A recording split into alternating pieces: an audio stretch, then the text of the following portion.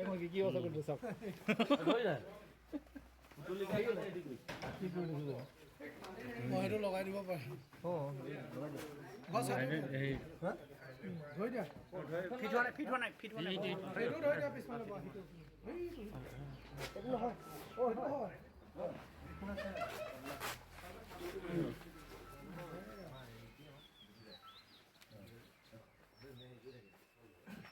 জুই লগাই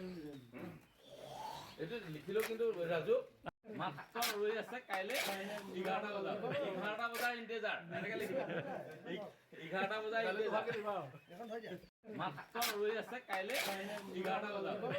বজা ইন্তেজাৰ এনেকে লিখিব 11টা বজা ইন্তেজাৰ এখন হৈ যায় এইটো হে মোলা পুতুলি কা দাগ পাইলে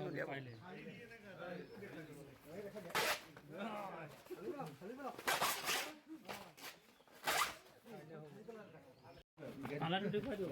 ওই মোটাটো দেখাই দে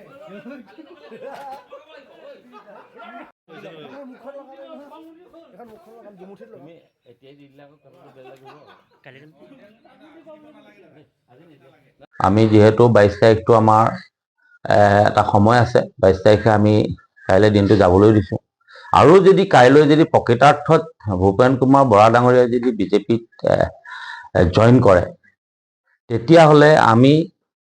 আমাৰ 21টা মণ্ডল কংগ্ৰেছ যুৱ কংগ্ৰেছ মহিলা কংগ্ৰেছ NSCY দুটা ব্লক বডি কংগ্ৰেছ সকলো আমি মিলি আমি সিদ্ধান্ত লৈছো যে ভূপেন বৰাক আমি চিৰ বিদায় আমি কাইলৈ ৰাজহুৱাভাৱে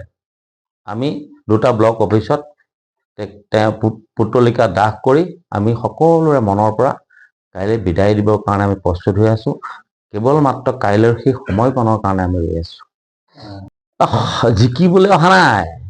মই আগতেও কৈছো যে দুটা বিধানসভাত বিদায় দিলে এটা লোকসভাত বিদায় দিলে আৰু বিদায়টো তেওঁ লৈ পেলাই গ'লগে তাৰ পাছত আকৌ পাক মাৰি কাপোৰযোৰ চেঞ্জ কৰি ল'লে কাপোৰযোৰ চেঞ্জ কৰি লৈ এতিয়া আকৌ আহিছে চিৰ বিদায় ল'বলৈ আহিছে আচলতে আৰু আমাৰ কৰ্মীসকলে এইবাৰ চিৰ বিদায় দিবৰ কাৰণে একেবাৰে একদম উৎফুল্লিত হৈ আছে